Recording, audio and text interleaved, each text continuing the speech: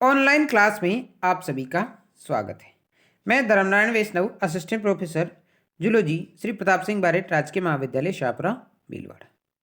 आज हम glycolysis pathway के बारे में अध्ययन करेंगे। ये BSc second year paper second animal physiology and biochemistry book का टॉपिक है और ये उसके अंदर थर्ड यूनिट का टॉपिक है और बहुत ही महत्वपूर्ण टॉपिक है। इससे संबंधित परीक्षा में हर साल एक सवाल आता है इस टॉपिक से रिलेटेड।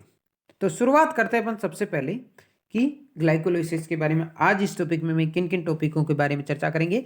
तो सबसे पहले बात करेंगे अपन ग्लाइकोलाइसिस पाथवे, फिर एटीपी हेल्ड ड्यूरिंग ग्लाइकोलाइसिस, कि ग्लाइकोलाइसिस के दौरान कितनी एटीपी बनती है, और उसके बाद बात करेंगे अपन oxidative decarboxylation of pyruvic acid. तो इन तीन टॉपिकों के बारे में अपन आज चर्चा करेंगे। तो सबसे पहले शुरुआत करते हैं कि ग्लाइकोलाइसिस। यहाँ ग्लाइकोलाइसिस का मैंने एक फ्लो चार्ट से आपको पूरा समझा रखा है। उससे पहले आपको इसके बारे में थोड़ा सा एक ब्रीफ नॉलेज होना जरूरी है कि ग्लाइकोलाइसिस क्या है। सबसे पहले ग्लाइकोलाइसिस क्या होता है उसकी परिभाषा शॉर्ट में एक लाइन में मैंने आपको पहले ही बता दी है कि ग्लूकोज के एक अणु का क्या होता है, विघटन होता है, और वो किस रूप में होता है कि पायरिक एसिड, और अवायवीय रूप से अगर उस पे श्वसन हो तो वो किस में, लैक्टिक एसिड में। तो ये प्रोसेस क्या कहलाती है, ग्लाइकोलाइसिस। अब यहाँ आपको जो जानकारी या ध्यान में रखने वाली बात है कि ग्लाइकोलाइसिस एक जटिल जैव रासायनिक प्रक्रिया है जो कितने चरणों में पूरी होती है, 10 चरणों में। 10 ही चरण मैंने यहाँ आपको बाकायदा बता रखे हैं। कितने चरणों में पूरी होती है ग्लाइकोलाइसिस की प्रोसेस, 10 चरणों में संपन्न होती है। और इसके बारे में सबसे पहले जी एम्बर्डेन, ऑटो मेयरहाफ और जे परनास ने सबसे पहले बताया, और उन्हीं के नाम के पहले अक्षर पर इसी का दूसरा क्या नाम है, EMP पाथवे। क्या है, EMP पाथवे। ठीक है। ग्लाइकोलाइसिस को किस नाम, ग्लाइकोलाइसिस पाथवे को और किस नाम से जाना जाता है, EMP पाथवे। ये आपको ध्यान रखना है। ये एक और इंपॉर्टेंट, ये O2 की अनुपस्थिति में होता है। और कहां होता है, साइटोप्लाज्म में, कोशिका द्रव्य में ये संपन्न होता है। कहां होता है, साइटोप्लाज्म, ये प्रोसेस, या साइटोसोल। कहां संपन्न होता है, साइटोसोल में ये प्रक्रिया संपन्न होती है। ठीक है।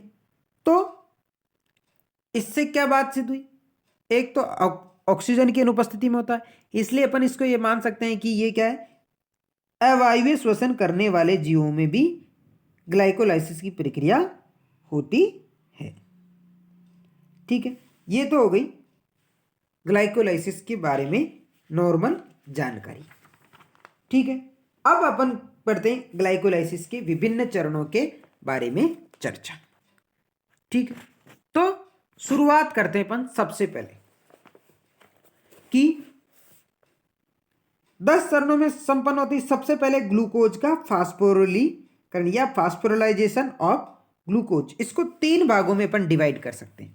पहली बात फास्फोरिलाइजेशन ऑफ ग्लूकोज, फिर दूसरा कि splitting of phosphorylated glucose molecule into 2 molecules of phosphoglyceraldehyde. ठीक है। और अंतिम बात कर सकते हैं formation of 2 molecules of pyruvic acid. तो इसको 3 चरणों में अपन ने डिवाइड करके अपन इसका अध्ययन करेंगे। तो सबसे पहले बात करते हैं अपन या फास्फोरिलाइजेशन ऑफ ग्लूकोज। सबसे पहले फास्फोरिलाइजेशन ऑफ ग्लूकोज, इस वाले प्रोसेस की अपन चर्चा करते हैं। ठीक है। तो शुरुआत करते हैं अपन। सबसे पहले इस वाले पोर्शन के बारे में अपन बात करेंगे। तो सबसे पहले क्या होता है, सबसे फर्स्ट प्रोसेस, प्रथम चरण, फर्स्ट 10 चरणों में इसको डिवाइड किया गया है। फर्स्ट है फास्फोरिलीकरण या फास्फोराइलेशन। ग्लूकोज हेक्साकाइनेज एंजाइम, हेक्साकाइनेज लिखा है या ग्लूकोकाइनेज ऑब्लिक लिखा है, हेक्सा का दोनों तरफ बता रखा है मैंने। इधर चरणबद्ध सेम है, एक को चरणबद्ध कर रखा है, एक को चरणबद्ध नहीं कर रखा है, ठीक है। सबसे पहले ग्लूकोज हेक्साकाइनेज एंजाइम की उपस्थिति में, हेक्साकाइनेज एंजाइम व Mg+2 यहां मेंशन नहीं हो रखा है, Mg+2, ठीक है, मैग्नीशियम आयन की उपस्थिति में, ठीक है।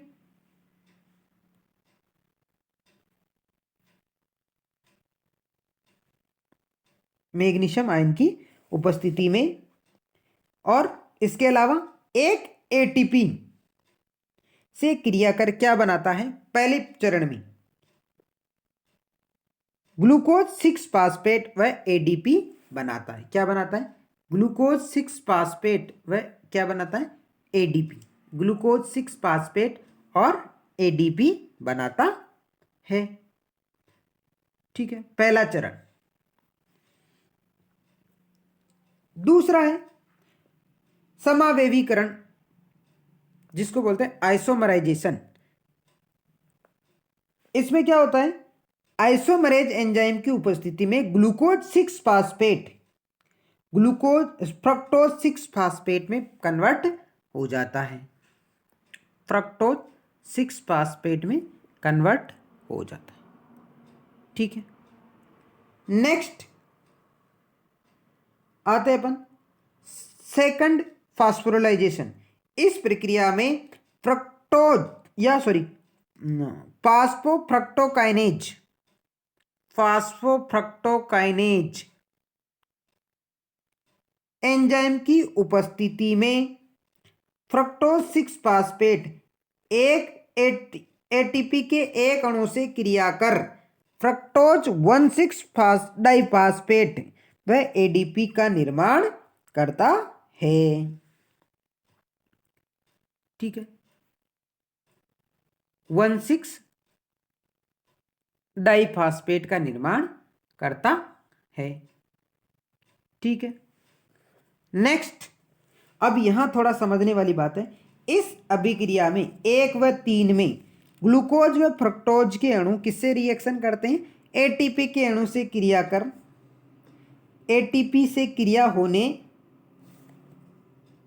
पर एटीपी से एक फास्फेट शर्करा अणु से जुड़ जाता है, वह एडीपी का निर्माण होता है। यह क्रिया क्या कहलाती है, फास्फोरिलीकरण या फास्फोराइलेशन कहलाती है, ठीक है। तो यहां 2 एटीपी अणु का यूज हो गया। नेक्स्ट, अब 3 चरणों में अपन ने इसको डिवाइड किया था, तो यहां पहली चरण कंप्लीट हो गया। नेक्स्ट स्टेप आती है कि shifting of phosphorylated glucose molecule in 2 molecules of phosphoglyceraldehyde, यानी कि फास्फोरिलीकृत ग्लूकोज अणु का 2 फास्फोरिलेल्डिहाइड अणुओं में विघटन। तो अब चौथा जो चरण है उसकी बात करते हैं अपन। 10 चरणों में अपन 3 चरणों की अपन बात कर चुके हैं। इस अभिक्रिया में फ्रक्टोज 1,6 डाइफास्फेट जो एक 6 कार्बन अणुयुक्त यौगिक है, एल्डोज एंजाइम की उपस्थिति में, बाकायदा लिखा हुआ है एल्डोज एंजाइम, ये एल्डोज एंजाइम की उपस्थिति में विघटित होकर 3-फास्फोग्लिसरॉल्डिहाइड, जिसको क्या बोलते हैं 3PGL लिखा है, 3PGL एवं dihydroxy acetone phosphate, hydroxy DHAP लिखा हुआ है, DHAP, और दूसरा 3PGAL, यहाँ थोड़ा मिस्टेक है, dihydroxy acetone, sorry dihydro PGL को ना, सॉरी 3-फॉस्फोग्लिसरीएल्डिहाइड, 3-फॉस्फोग्लिसरीएल्डिहाइड, ठीक है, 3-फॉस्फोग्लिसरीएल्डिहाइड, ये तो होगी, और एक डाईहाइड्रोक्सी एसीटोन फास्फेट, DHAP का निर्माण करता है, ठीक है। ये दोनों यौगिक क्या है, ट्रायोज फास्फेट कहलाते हैं, और ट्रायोज फास्फेट एंजाइम की उपस्थिति में इनमें क्या होता है, isomerase, triose phosphate isomerase enzyme की उपस्थिति में क्या एक दूसरे में कन्वर्ट हो सकते हैं, उत्क्रमणीय रिएक्शन इनमें होती है, ठीक है। ये दोनों यौगिक ट्रायोज फास्फेट आइसोमरेज एंजाइम की उपस्थिति में अंतः परिवर्तनीय है। इन यौगिकों में केवल 3PGL का ही ऑक्सीकरण होता है। 3PGL का मतलब 3-फॉस्फोग्लिसरीएल्डिहाइड है ना। जैसे जैसे 3PGL का ऑक्सीकरण होता है, DHAP यानी कि 2-हाइड्रोक्सी एसीटोन फास्फेट किसमें कन्वर्ट हो जाता है, 3PGL में कन्वर्ट हो जाता है, ठीक है। ये हो गए कितने चरण, 4 और 5 चरण। अब 4 और 5 समझ में आ गया। पहले तो 3PGL में भी कन्वर्ट होता है और ये दोनों में कन्वर्ट होता है, DHAP और 3PGL में। परंतु DHAP क्या होता है, बाद में किस में कन्वर्ट होता है, ऑक्सीकरण केवल किसका होता है, 3PGL का होता है। तो DHAP किस में कन्वर्ट हो जाता है, 5वीं रिएक्शन में, किसमें, 3PGL में। अब तीसरा चरण, ये दूसरा चरण कंप्लीट हो गया। अब यहां से कौन सा चरण स्टार्ट होता है, थर्ड प्रोसेस स्टार्ट होती है। 3 भागों में अपन ने ग्लाइकोलाइसिस को डिवाइड किया था। तो थर्ड जो प्रोसेस है वो क्या है, formation of 2 molecules of pyruvic acid. अब तीसरे चरण में 3 क्या होता है, फास्फोरीकरण ऑफ 3PGL, किसका, 3PGAL।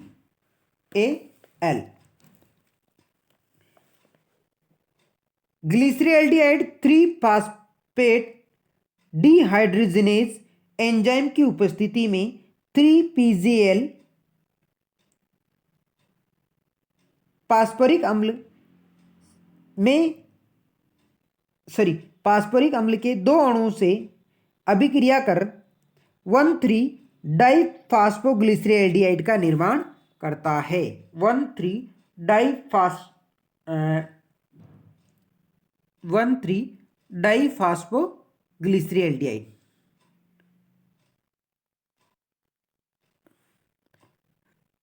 ठीक है। किससे रिएक्शन करेगा, यहां पे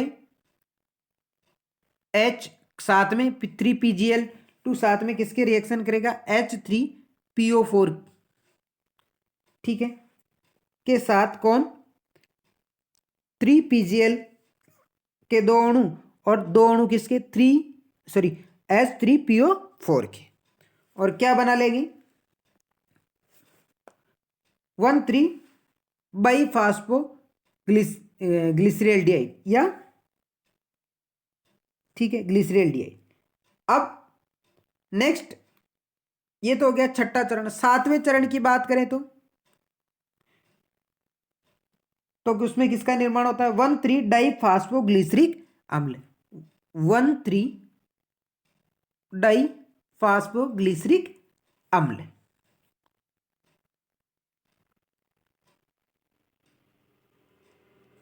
सॉरी, तो 1,3-डाईफॉस्फोग्लिसरिक अम्ल की बात करें तो, सॉरी, छठा चरण, थोड़ा सा अपन मिस्टेक कर गए, छठा चरण, फास्फोग्लिसरीएल्डिहाइड डिहाइड्रोजिनेज एंजाइम की उपस्थिति में 1,3 डाईफास्फोग्लिसरील्डिहाइड ऑक्सीकृत होकर किस में कन्वर्ट हो जाता है, 1,3-बाईफास्फोग्लिसरिक अम्ल में। 1,3-बाईफास्फोग्लिसरेट लिखा हुआ है, तो वो 1,3-बाईफास्फोग्लिसरेट में कन्वर्ट हो जाता है। ये रिएक्शन नंबर है 6। ठीक है, नेक्स्ट अपन बात करें तो रिएक्शन नंबर 7, रिएक्शन नंबर 7, प्रथम एटीपी का निर्माण। ये है रिएक्शन नंबर 7। ठीक है, तो रिएक्शन नंबर 7 की अपन बात करें तो इसमें इस प्रक्रिया में 1,3-बाईफास्फोग्लिसरिक अम्ल एक फास्फेट समूह फास्फोरिक काइनेज एंजाइम की उपस्थिति में एडीपी से जुड़कर एटीपी का निर्माण करता है और क्या बना लेता है, 3-फास्फोग्लिसरिक अम्ल का निर्माण कर लेता है। एक एडीपी से एटीपी बन गया, तो यहां पहला एटीपी का निर्माण होता है। और एक और चीज जो अपन बताना भूल गए कि 3PgL से 1,3-बाईफास्फोग्लिसरेट बनता है। उसी समय क्या होता है कि उपरोक्त जो 6 नंबर की रिएक्शन थी, उसी समय की 2 हाइड्रोजन आयन मुक्त होते हैं, जो किसके द्वारा ग्रहण कर लिए जाते हैं, NAD द्वारा ग्रहण कर लिए जाते हैं। और किसका निर्माण होता है, NADH का निर्माण होता है 6 नंबर की रिएक्शन के अंदर। ठीक है, नेक्स्ट अगली आता है आइसोमराइजेशन या समावेवीकरण, रिएक्शन नंबर 7। तो 3 फास्फोरिक अम्ल किसके एंजाइम, फास्फोग्लिसरोम्यूटेज एंजाइम की उपस्थिति, फास्फोग्लिसरोम्यूटेज एंजाइम की उपस्थिति में, फास्फोग्लिसरोम्यूटेज एंजाइम की उपस्थिति 8 नंबर की रिएक्शन। म्यूटेज एंजाइम की उपस्थिति में क्या बना लेती है, 2-फास्फोग्लिसरिक अम्ल बना लेती है। ठीक है, नेक्स्ट रिएक्शन आती है जल अपघटन। इनोलेज एंजाइम की उपस्थिति में 2-फास्फोग्लिसरिक अम्ल में से एक अणु निकलकर 2-फास्फोइनोल पायरिक अम्ल का निर्माण करता है। 2-PEP 2-फास्फोइनोल पायरुवेट का निर्माण करता है, यानी कि जल अपघटन वाली रिएक्शन। ठीक है,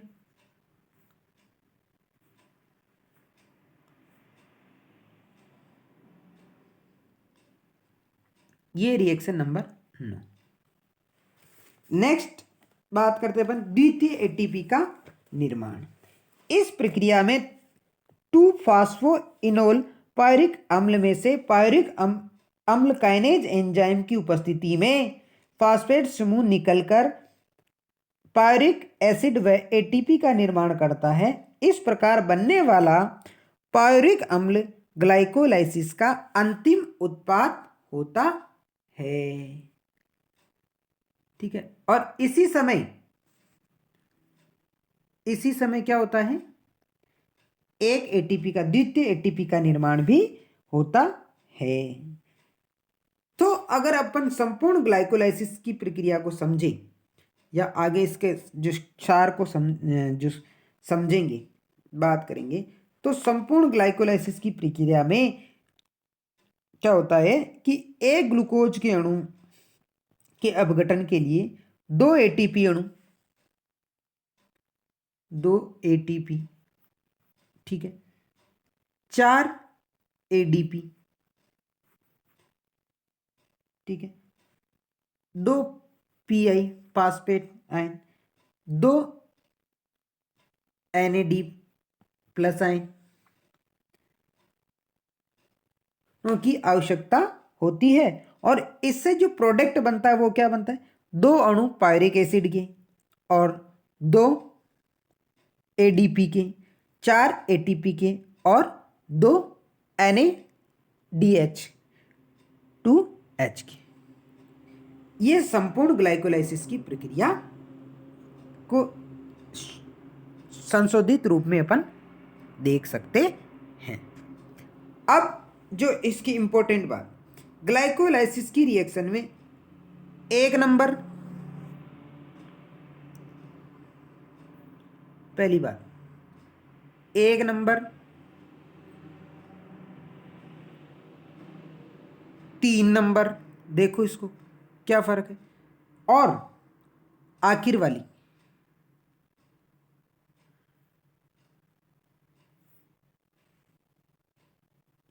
ये 10 नंबर, या इस साइड में, इसी वजह से मैंने इधर 2 लिए थे, 10 नंबर, 1, 3 और 10 को छोड़कर सारी अभिक्रियाएं क्या है, उत्क्रमणीय अभिक्रियाएं है।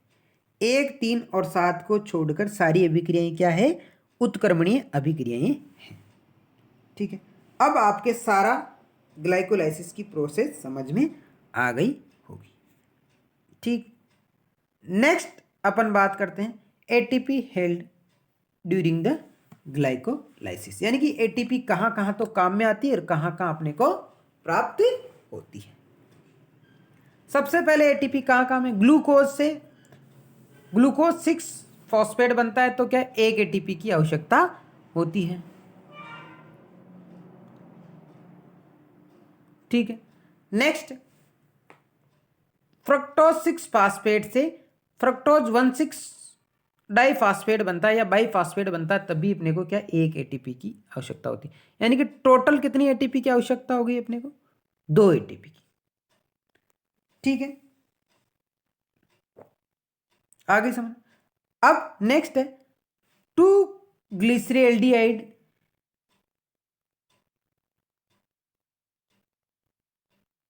3 फॉस्फेटेट से 1,3 डाइफॉस्फोग्लिसरेट बनता है। उस समय क्या बनता है, 2 NADH के अणु बनते हैं। अब इनसे कितने एटीपी प्राप्त होते हैं वो अपन अभी मैं आपको समझाऊंगा। नेक्स्ट है 1,3 डाई फास्फोग्लिसरेट से 2 अणु 3, 2 इसलिए लिखे हैं कि 2 2 अणु, इसलिए सब संख्या भी कितनी प्राप्त हो रही, 2। ठीक है, 1,3 2 अणु 1,3 डाइफॉस्फोग्लिसरेट से 2 अणु 3 फास्फोग्लिसरेट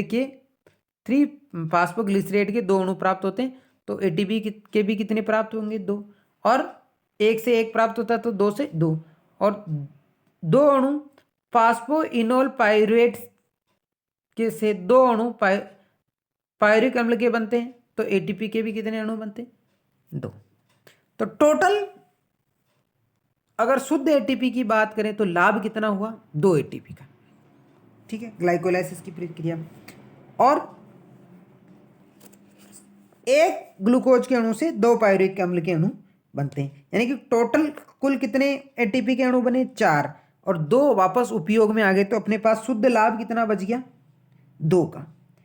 अब बात करते हैं अपन NADH की। तो ये ETS के माध्यम से किसका उत्पादन करता है, एटीपी का। अब एक NADPH कितना, 2.5 एटीपी का निर्माण करता है।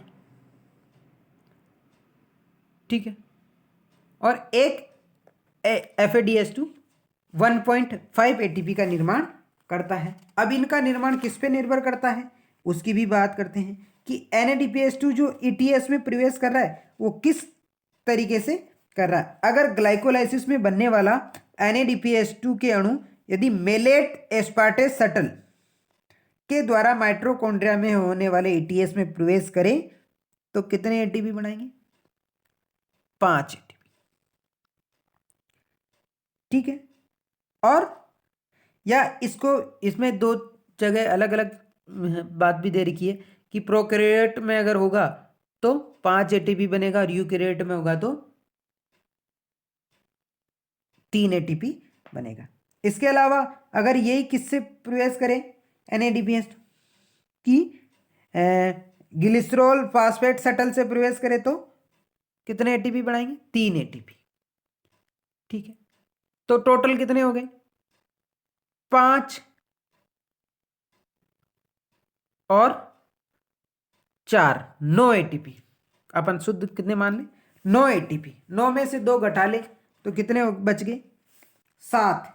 कितने बच गए? 7। तो ग्लाइकोलाइसिस की प्रोसेस में कितने एटीपी प्राप्त हुए अपने को? 7। या फिर अगर उस दूसरे वाले शटल से प्रवेश करें, कौन से वाले से? ग्लिसरॉल फास्फेट शटल से, तो कितने होंगे? 5। कितने? 5। ये आपको ध्यान रखने, ये एडवांस और ऑथेंटिक डाटा है। ठीक है, ये मैंने सारे जो डाटा लिए हैं वो लेलिंजर वाली बुक से लिए हैं और पूरे ऑथेंटिक डाटा हैं। ठीक, अब नेक्स्ट अपन बात करते हैं कि पायोरेट ऑक्सीडाइजेड टू एसिटाइल कोएंजाइम या एरोबिक ऑक्सीडेशन ऑफ पायोरिक एसिड। सबसे पहले यहां तक की जो प्रोसेस होती है, 2 पायोरेट अम्ल के अणु बनने तक की, वो कहां होती है? साइटोसोल या कोशिका द्रव्य में। अब यहां से आगे की प्रोसेस कहां होती है? माइटोकॉन्ड्रिया में। तो बात करें अपन यहां से, तो साइटोसोल में ग्लाइकोलाइसिस की प्रक्रिया द्वारा बनने वाला पायोरिक अम्ल के माइटोकॉन्ड्रिया में प्रवेश करने पर श्वसन या रेस्पिरेशन का दूसरा चरण शुरू होता है और माइटोकॉन्ड्रिया में पायोरिक एसिड के 3 कार्बन परमाणुओं में से एक कार्बन परमाणु या एक परमाणु कार्बन डाइऑक्साइड के रूप में ऑक्सीकृत हो जाता है। कितने इसमें? 3 कार्बन है, उसमें से एक इसमें ऑक्सीडाइज हो गया CO2 के रूप में। ठीक है, ऑक्सीकरण की यह प्रक्रिया क्या कहलाती है? ऑक्सीडेटिव डीकार्बोक्सिलीकरण। इसीलिए अपने हेडिंग भी क्या रखा मैंने? ऑक्सीडेटिव डीकार्बोक्सीकरण कहलाती है। तत्पश्चात पायरुविक डिहाइड्रोजिनेज एंजाइम की उपस्थिति में पहले ऑक्सीकरण और बाद में कोएंजाइम ए से संयुक्त होकर एसिटाइल कोएंजाइम का निर्माण होता है। पहले तो क्या जुड़ता है? कोएंजाइम ए, और फिर किसका निर्माण होता है? एसिटाइल कोएंजाइम का। किसका निर्माण होता है? एसिटाइल कोएंजाइम का। ठीक है, इस अभिक्रिया में 5 कोफैक्टर्स आवश्यक होते हैं, जो क्या है? कौन कौन से? ये ध्यान में रखनी। सबसे पहले कोएंजाइम ए, ठीक है, दूसरा NAD+, तीसरा मैंने यहां मेंशन नहीं किया Mg+, चौथा थायमीन पायरोफॉस्फेट, वो भी मैंने यहां मेंशन नहीं किया, लिख देता हूं मैं, TPP। ठीक है, 4 हो गए। और पांचवा लाइपोइक एसिड। क्या है? Lipoic acid. इस तरीके से 5 कोफैक्टर्स आवश्यक होते हैं इस रिएक्शन के लिए। ये एसिटाइल कोएंजाइम ग्लाइकोलाइसिस व क्रेब्स चक्र की क्या है?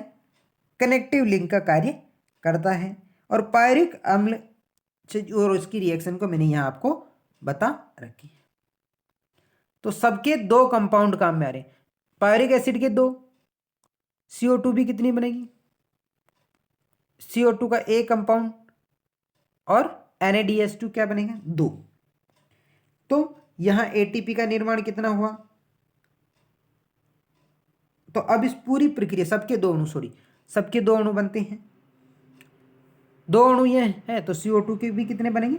2। अतः पायरिक अम्ल के 2 अणु अगर एरोबिक ऑक्सीडेशन करें तो क्या है, दो अणु एसिटाइल कोएंजाइम के, दो अणु किसके बनेंगे, NaDH2 के, और दो अणु ही CO2 के। तो यहां एटीपी का कितने अणु प्राप्त होंगे, वही जो सेम प्रक्रिया है जिसकी अपन पहले बात कर चुके हैं, तो 5 एटीपी,